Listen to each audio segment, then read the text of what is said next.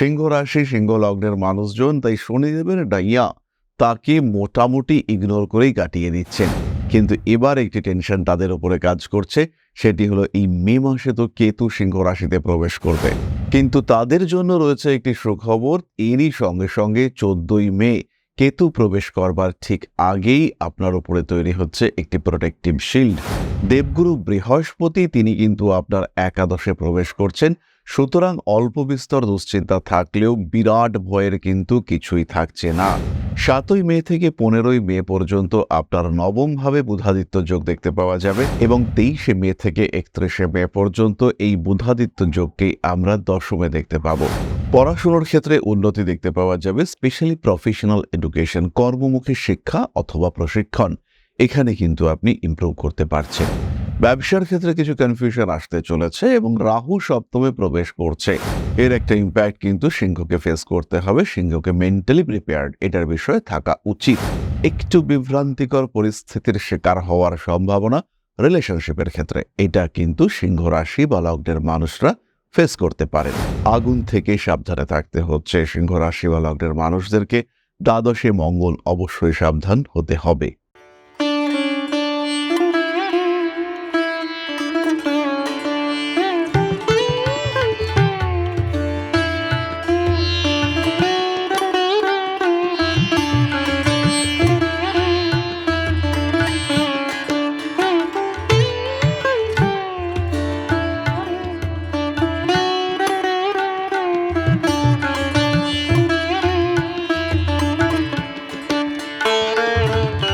নমস্কার, Rishibani institute of বেদিক অ্যাস্ট্রোলজির পক্ষ থেকে স্বাগত জানাই আজকের জ্যোতিষ আলোচনায়। আমি শান্তনু আপনাদের সঙ্গে।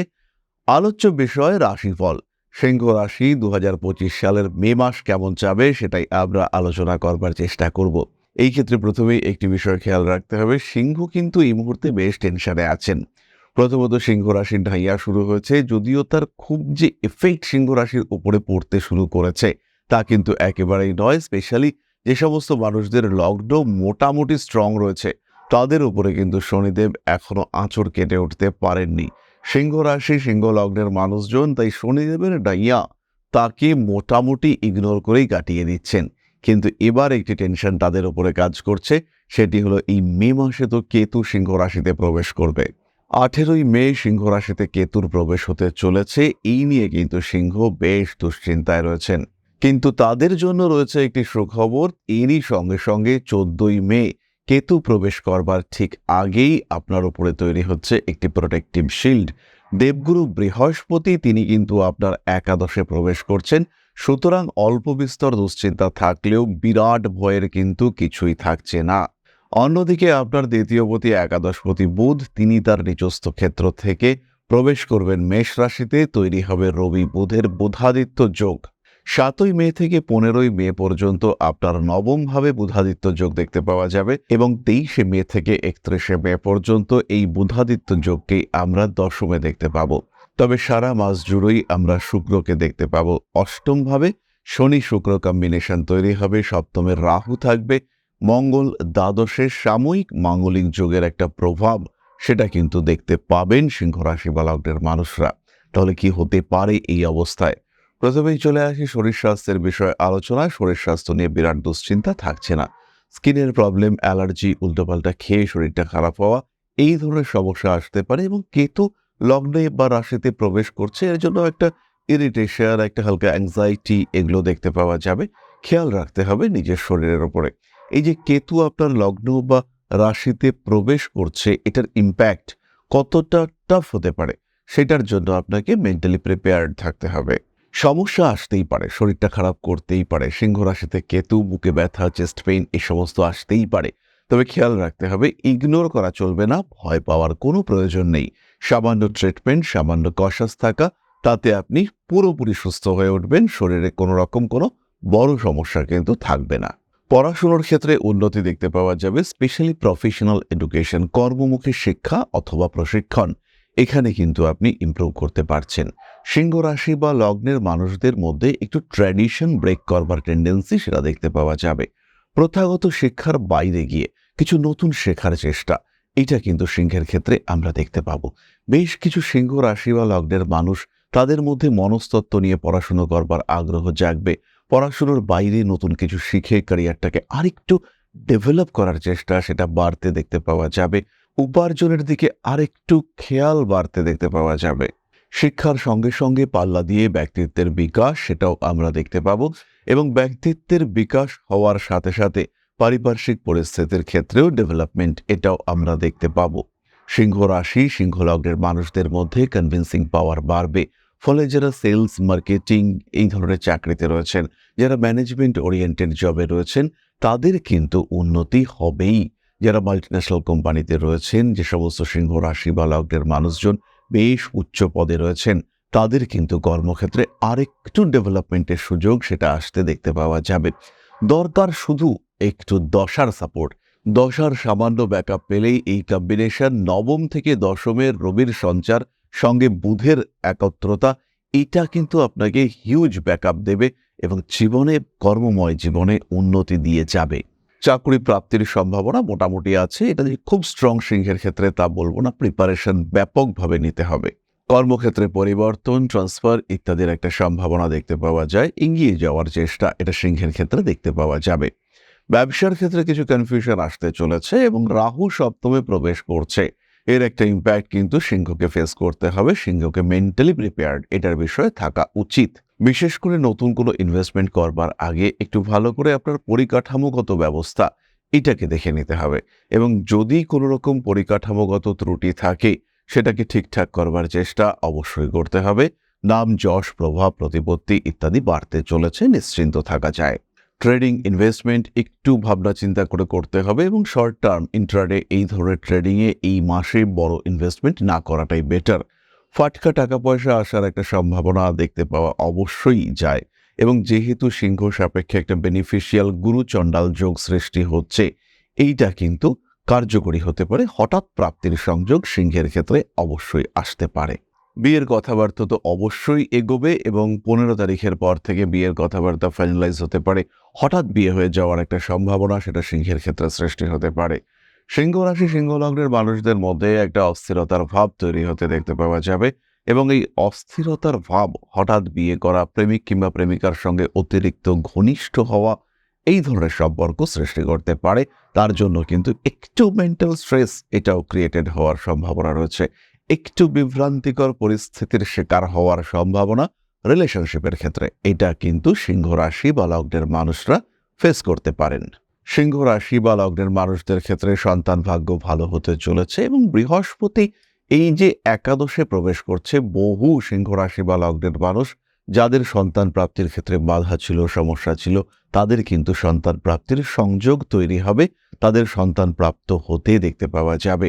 যারা ইনফার্টিলিটি ওরিয়েন্টেড ট্রিটমেন্ট করছেন, তাদের কিন্তু ট্রিটমেন্টের একটা গতি দেখতে পাওয়া যাবে। সন্তান প্রাপ্তির সংযোগ প্রবল হয়ে উঠতে চলেছে। সন্তানের সঙ্গে সম্পর্ক এটা ভালো হতে দেখতে পাওয়া যাবে, এবং সন্তানের কারণে মানসিক তৃপ্তি লাভের সম্ভাবনা এটাও কিন্তু সিংহের ক্ষেত্রে বাড়তে দেখতে পাওয়া যাবে। আত্মবিশ্বাস অটুট রাখতে হবে সিংহ রাশি বা লগ্নের মানুষদের। গৃহ পরিবর্তনের মৃদু সম্ভাবনা রয়েছে। বাড়ি বিক্রির ক্ষেত্রে বাধা আসতে চলেছে।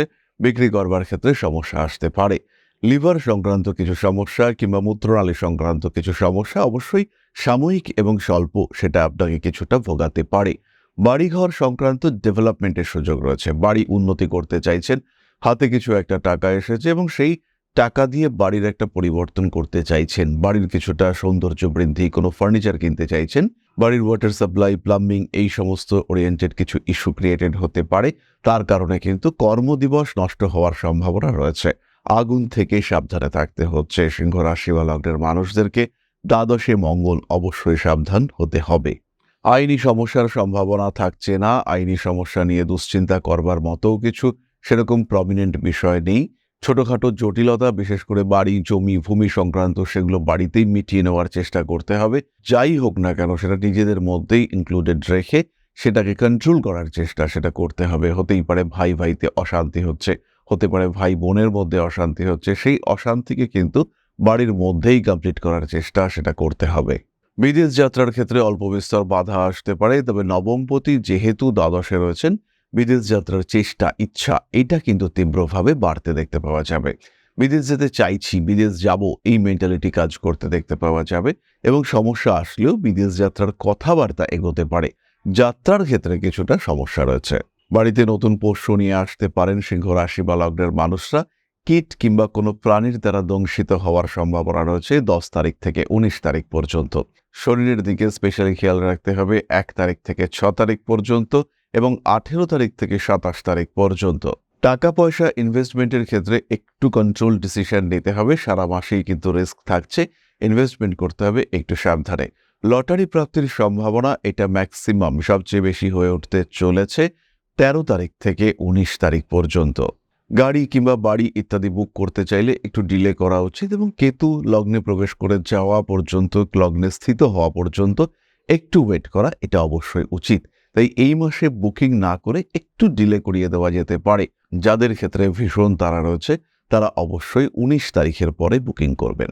তাহলে এবার আমরা চলে আসব নক্ষত্র ভিত্তিক আলোচনায়। প্রথমে রয়েছেন মঘা। বিনোদন জগতের প্রতি আগ্রহ বাড়তে চলেছে, বাড়বে পরিচিতির মাত্রা। পেশাগত ক্ষেত্রে অল্প বিস্তর অস্থিরতা সৃষ্টি হতে পারে। নান্দনিক কাজকর্মের প্রতি আগ্রহ বৃদ্ধির সংযোগ রয়েছে। ফটকা টাকা পয়সা উপার্জনের ক্ষেত্রে কিছু সমস্যা সৃষ্টি হতে পারে। রাজনৈতিক সক্রিয়তা অবশ্যই বাড়তে দেখতে পাওয়া যাবে। গৃহ পরিবর্তনের সংযোগ অবশ্যই সৃষ্টি হতে চলেছে। ঠান্ডা লাগার কারণে কষ্টপ্রাপ্ত হতে পারেন। পারিপার্শ্বিক পরিস্থিতির জটিলতা মানসিক অস্থিরতা সৃষ্টি করতে পারে। ব্যবসায় সফল হচ্ছেন মঘা। ইন্টারভিউর ক্ষেত্রে একটু অ্যাস্ট্রোলজিক্যাল বা স্পিরিচুয়াল ব্যাকআপ নিয়ে যাওয়া উচিত। বিয়ের কথাবার্তা ফাইনাল হতে পারে। পরবর্তী নক্ষত্র পূর্ব ফাল্গুনী। ব্যবসার ক্ষেত্রে সাফল্য আসছে। নতুন চিন্তাধারা এগুলি বাড়তে দেখতে পাওয়া যাবে। হাঁটু, কোমর ইত্যাদিতে কষ্টপ্রাপ্তির একটা সম্ভাবনা দেখতে পাওয়া যায়। নীতিগত কারণে কিছুটা সমস্যা সৃষ্টি হতে পারে। পুরনো প্রেম জেগে উঠবার সংযোগ দেখতে পাওয়া যায়। মাতৃতুল্য কোনো ব্যক্তির স্বাস্থ্য নিয়ে দুশ্চিন্তায় পড়তে পারেন। পেশাগত ক্ষেত্রে আরেকটু সচেতন হতে হবে। কর্মক্ষেত্রে যে কোনো রকম ঝামেলা অশান্তি অ্যাভয়েড করার চেষ্টা করতে হবে। উগ্রতা অবশ্যই বর্জন করা উচিত। স্বামী স্ত্রী সম্পর্কের মধ্যে তৃতীয় ব্যক্তি বা নতুন কোনো মানুষের অনুপ্রবেশ ঘটার সম্ভাবনা দেখতে পাওয়া যায়। খরচের উপর নিয়ন্ত্রণ অবশ্যই রাখতে হবে। সোশ্যাল মিডিয়া, বিনোদন জগৎ ইত্যাদির ক্ষেত্রে উন্নতির সুযোগ রয়েছে। পরবর্তী নক্ষত্র উত্তর ফাল্গুনী। একটু মাথা গরম করে ফেলতে পারেন। বাড়িতে নতুন কোনো কাজকর্ম, অনুষ্ঠান, তার দায়িত্ব আপনার উপরে আসতে পারে। ভাই বোনের সম্পর্কের মধ্যে একটু জটিলতা সৃষ্টি হতে পারে। জমি জায়গা, বাড়ি, ভূমি ইত্যাদি ভাগ, এই ক্ষেত্রে আপনাকে একটু সচেতন থাকতে হবে। কেটে যাওয়া, রক্তপাত ইত্যাদির সংযোগ সৃষ্টি হতে পারে। পুরনো প্রেম জেগে উঠবার সম্ভাবনা দেখতে পাওয়া যায়। চোখের সমস্যায় কষ্টপ্রাপ্ত হতে পারেন। ভাবনা চিন্তার গভীরতা অবশ্যই বাড়তে চলেছে। কণ্ঠনালীর পীড়ায় ভুক্তভোগী হওয়ার সংযোগ বাড়তে দেখতে পাওয়া যাবে। পারিপার্শ্বিক ক্ষেত্রে কোনো রকম শত্রুতা সেটা বৃদ্ধি পেতে পারে। হঠকারিতা অ্যাভয়েড করতে হবে। উত্তর ফাল্গুনী নক্ষত্রের মানুষদের কিন্তু শরীরের দিকে বিশেষ যত্ন রাখতে হবে। এরপরে আমরা চলে আসব প্রতিকারের কথায়।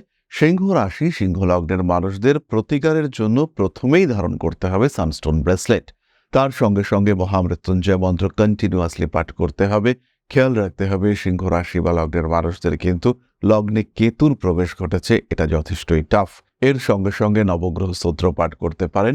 হনুমানজির মন্দিরে প্রত্যেক মঙ্গলবার পুজো প্রদান এটা আপনাদের জন্য অত্যন্ত শুভ এবং অবশ্যই করা উচিত। তাহলে এবার আমরা চলে আসবো আলোচনার পরবর্তী পর্যায়ে, অর্থাৎ আপনাদের প্রশ্নে জ্যোতিষের উত্তর। পরম ব্রহ্ম মিলন মঠ ও সেবাশ্রম অধ্যাত্ম, সেবা এবং প্রকৃতি পূজনে সম্পূর্ণ নিয়োজিত একটি সংস্থা। সম্পূর্ণ স্বেচ্ছাসেবী এবং সমাজ কল্যাণমূলক এই সংস্থা আমরা এগিয়ে চলেছি মানুষের পাশে দাঁড়ানোর লক্ষ্যে। এই প্রসঙ্গে দীর্ঘদিন ধরেই আমরা বিভিন্ন এলাকায় বেশ কিছু কাজ করে আসছি।